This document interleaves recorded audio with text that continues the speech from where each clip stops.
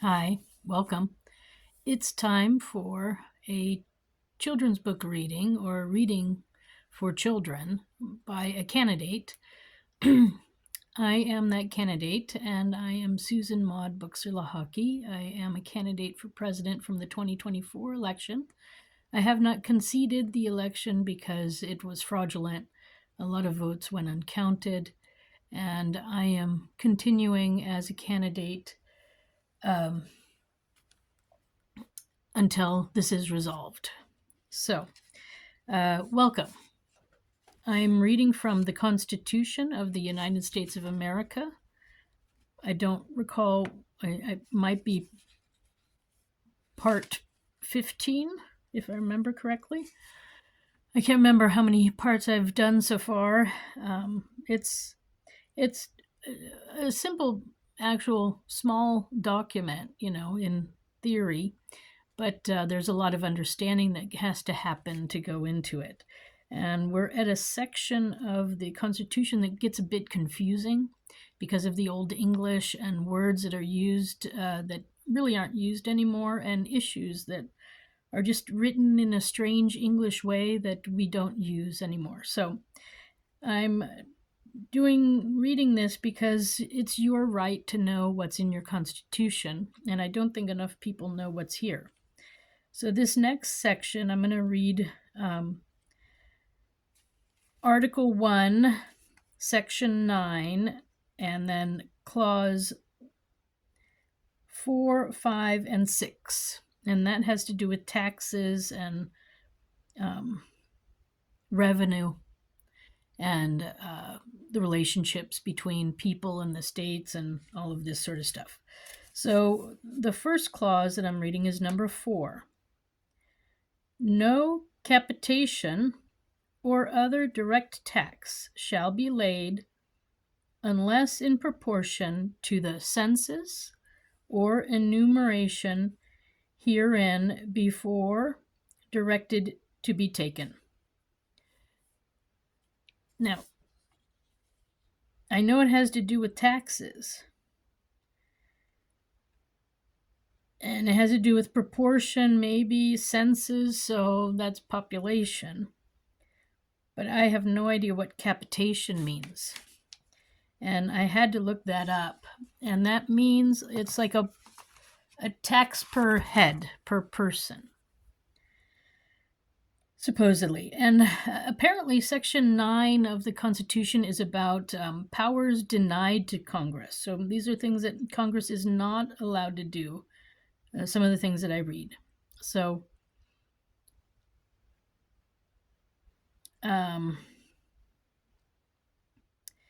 so capitation is a tax levied as a fixed sum.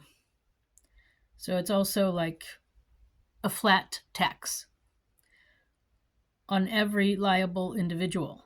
So typically every adult, without reference to income or resources. So it's sort of like counting the people, and what it really means is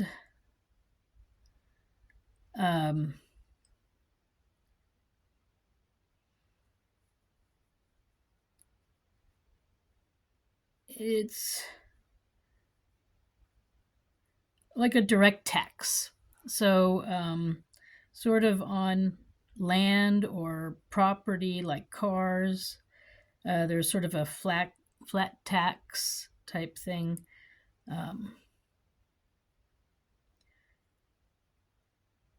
Direct taxes. And it has to do more with population than with value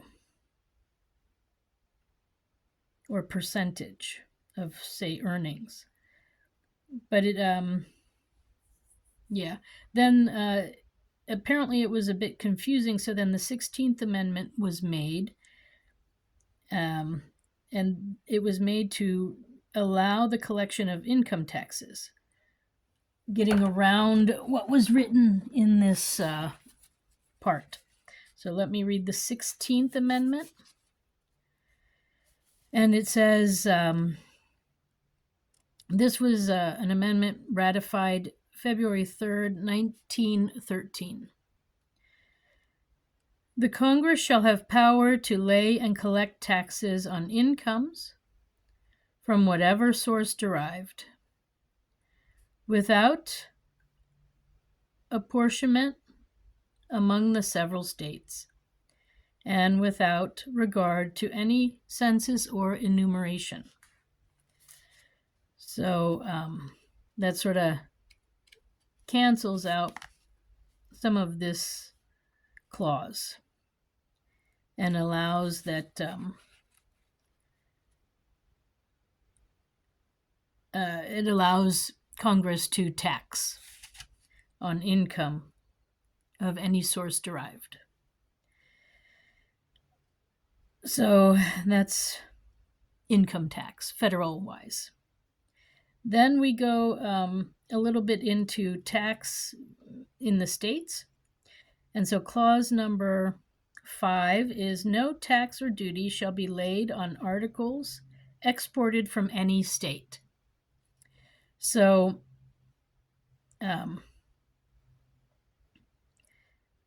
no tax or duty shall be laid on articles exported from any state. So the states themselves cannot charge export taxes between one state and the next state.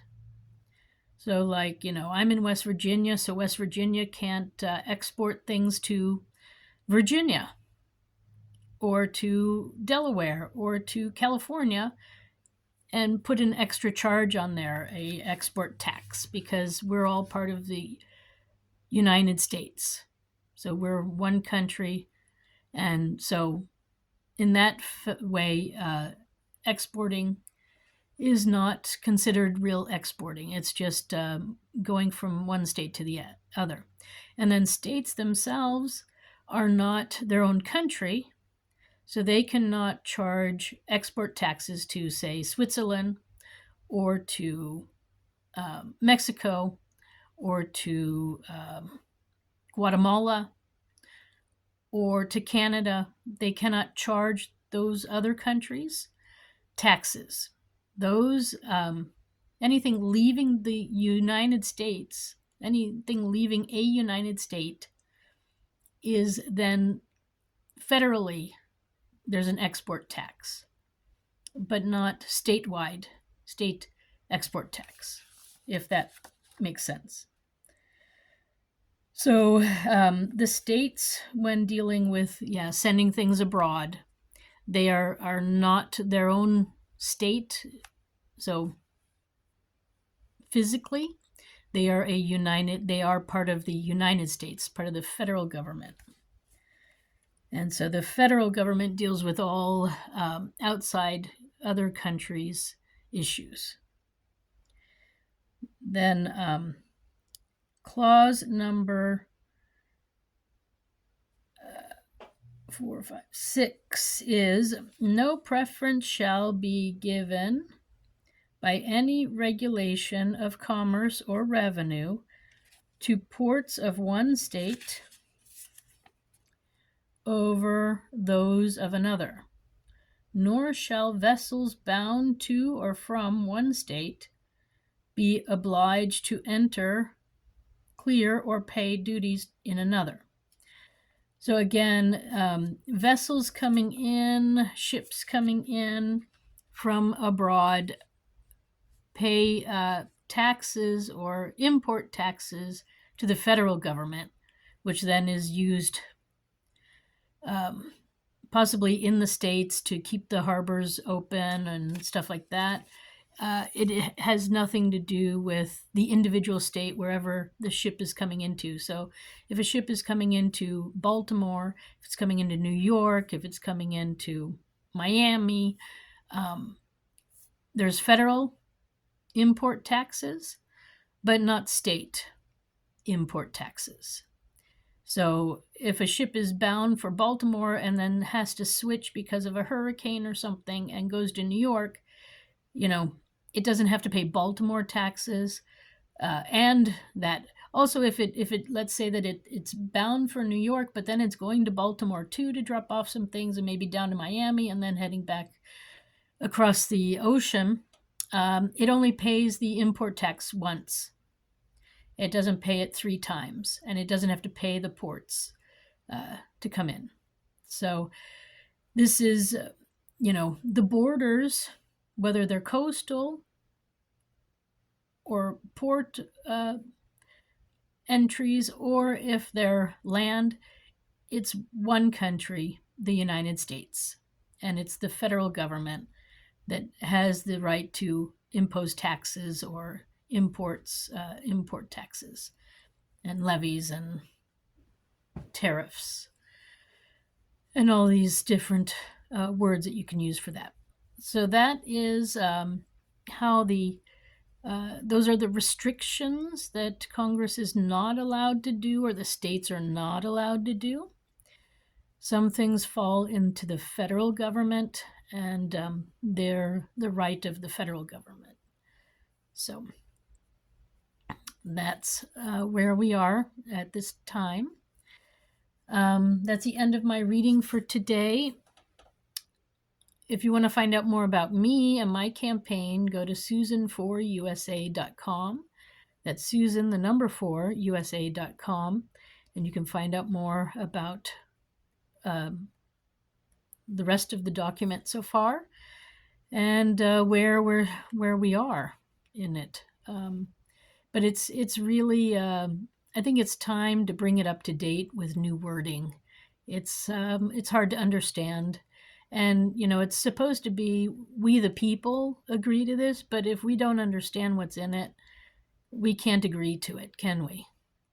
So it's time to update our Constitution and get it working better. Right now, we're seeing how it's working on the federal level, and it's a bit confusing, to put it mildly. All right. Anyway, thank you for stopping by. I wish you a good day wherever you are. Bye for now.